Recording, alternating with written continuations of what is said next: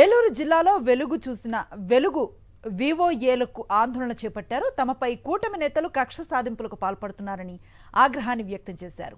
8 నెలల నుంచి తమకు జీతాలు ఇవ్వటం లేదని ఆవేదన వ్యక్తం చేస్తున్నారు. అలాగే విధుల నుంచి తొలగించిన 100 మంది ఉద్యోగులను తిరిగి జాబ్లోకి తీసుకోవాలని డిమాండ్ చేస్తున్నారు.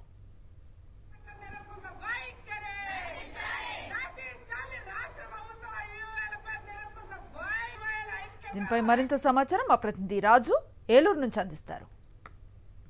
కూటమి ప్రభుత్వం వచ్చాక తమకు జీతాలకు సంబంధించి కానీ మరేపు ఇన్సూరెన్స్ సంబంధించినటువంటి సాకుల పేరుతో మరేపు క్షేత్రస్థాయిలో ఉన్నటువంటి నాయకుల ఒత్తిడితో కూడా ఉద్యోగాలను తొలగిస్తారంటూ కూడా వివేలు కూడా ధర్నాలు చేపట్టారు. దీనికి సంబంధించి ఉన్నటువంటి వారు వీరితో మాట్లాడదాం. అమ్మ చెప్పండి, ప్రధానంగా మీ డిమాండ్స్ ఏంటి? గతం నుంచి పోరాడుతున్నారు, ఇప్పుడు పరిస్థితి ఎలా ఉంది?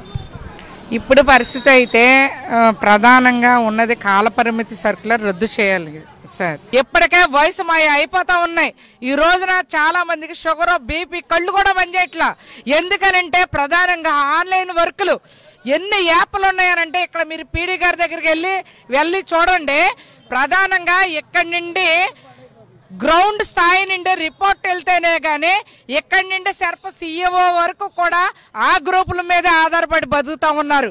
మరి ఈ పరిస్థితుల్లో అంటే ప్రధానంగా డిఆర్డిఏకి ఏది సోర్స్ అనంటే ఒక సంఘం.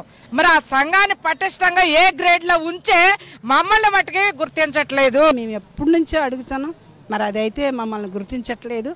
జీతాలు నెల నెల పడేలాగా చూడండి. ఎందుకంటే ఈ రోజును చూస్తే, ఖర్చులు చూస్తే, పిల్లల చదువులు చూస్తే, ఇవన్నీ చూస్తే ఎంత బాధాకరమైన విషయం అది అందరికీ తెలిసిన విషయమే. కాబట్టి అది మమ్మల్ని గుర్తించాలి. చిన్న స్థాయి నుంచి పెద్ద స్థాయి దాకా ఎక్కడ మీటింగులు పెట్టినా సరే జనాన్ని తీసుకెళ్లేది మేమే అయినా సరే మాకంటూ ఒక గుర్తింపు కావాలని కోరుచున్నాము. అలాగే చేసే వాళ్ళని పార్టీ పరంగా తీసేయడం అన్నది కరెక్ట్ కాదండి. వాళ్ళని మళ్ళీ విధుల్లోకి తీసుకోవాలని కోరుచున్నాము.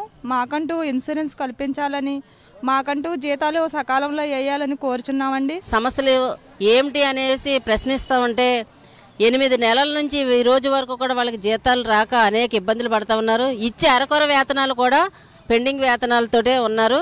మరి ఈ రోజున ప్రభుత్వ అధికారంలోకి రాకముందు నుంచి కూడా మేము అధికారంలోకి వస్తే మీకు అన్ని రకాలుగా కూడా మీ సమస్యలు పరిష్కారం చేస్తాము, అలాగే సూపర్ 6 పథకాలన్నీ కూడా అమలు చేస్తామనేసి చెప్పినటువంటి ఇప్పుడు ప్రభుత్వం 7 మాసాలు అయినప్పటికీ కూడా ఈ రోజు వరకు కూడా సూపర్ 6 పథకాలే కాదు, అసలే ఎదుర్కొంటున్న సమస్యలు పరిష్కారం చేయకోకుండా ప్రభుత్వం నిర్లక్ష్యంగా వ్యవహరిస్తూ ఉంది. ఇది సరైనది కాదు.